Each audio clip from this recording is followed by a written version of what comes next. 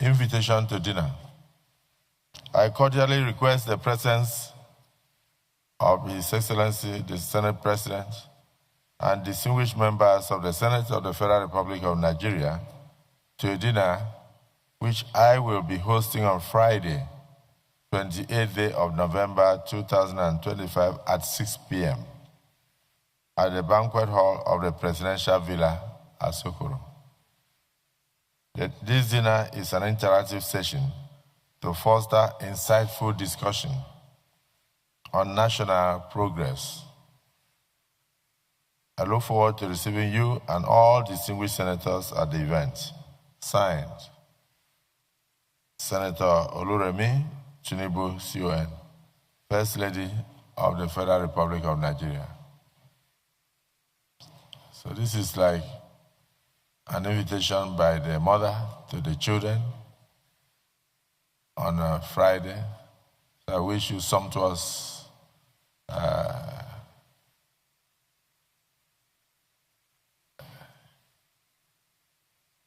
meal and fruitful discussion. Senator Wamako, you are looking at me as if you are going to travel, don't you? This is very important. So we all meet there on Friday. My name is Honorable Mohammed Bello El-Rufai. I represent the excellent people of Kaduna North. I'm from Kaduna State.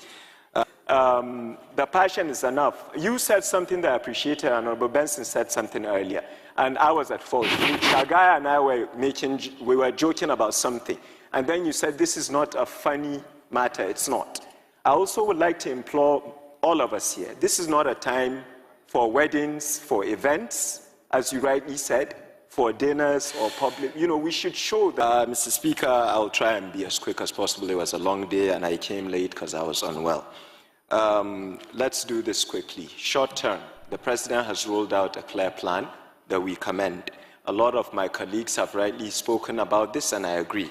But our problem is not announcing plans. It's executing them with clear timelines. This Parliament must insist upon those timelines based on the President's recommendations.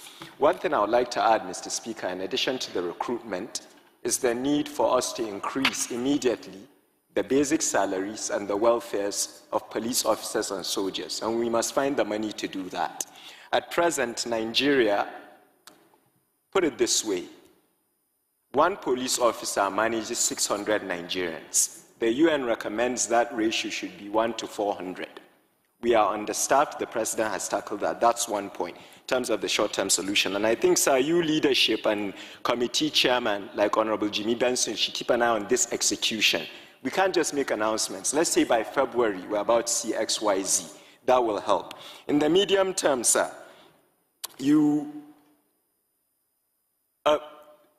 there was a conviction recently of a terrorist, Boko Haram. I believe his name is Husseini Ismail. He was convicted for 20 years by a high court. He was a Boko Haram terrorist. Mazi Nnamdi Kanu was convicted, I think, last week, and his own conviction said life sentence. I don't understand why one terrorist is getting 20 years and the other is getting a life sentence if you're saying that. I think Pastor made a good point. There's this idea that justice is served differently, and it affects the problem. Mr. Speaker, I'll conclude by saying this. I've been an advocate of state police. I've sought the wisdom of more experienced members like Honorable Sada Soli, Honorable Adodogwa, even yourself and the Speaker. I think the definition of insanity is doing the same thing over and over and over again and expecting different results. Somebody said that earlier. We cannot be sitting in Abuja and expecting operations to be efficient in Benue. We have to go back to communal policing. You that are older than us always tell us there was a time when if a guest comes to a community, everybody knows him. We have to get the traditional leaders involved and go back to state policing. This Parliament, under your leadership, and I know the excellent work you're doing in the Constitutional Review Committee, is looking at that. Sir, no time for election talk now. We have to tell the public a timeline to roll this out. The fear that governors will abuse it always shocks me because they already have all that power. I'll finally end by putting myself in trouble as usual.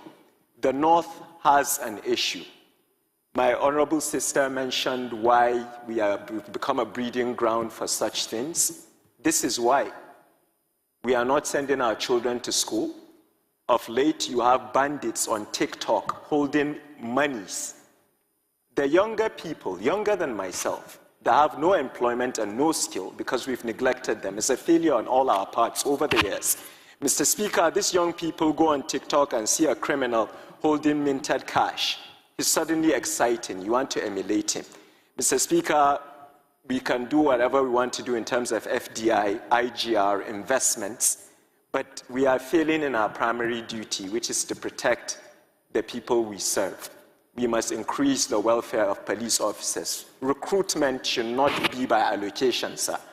Each state should provide the exact amount of numbers. It should be digitized. We should look for young Nigerians that want to join the army to serve, not because it's a job that's seen as something else. I'm sorry if I spoke too friendly, Mr. Speaker. We are relying on you and the members of the Constitutional Review Committee to not only follow up with the President's excellent announcement, but to finally roll out state police in this country. I hope I made my point, and I really appreciate the session today. And once again, sorry I came late. Thank you so much. 30 seconds more. You still have another 30 seconds. Oh, I thought I didn't have time, Mr. Speaker. Fine, with the 30 seconds, let me... Sir? What? No, sir. I think the reason why I spoke like that, Mr. Speaker, is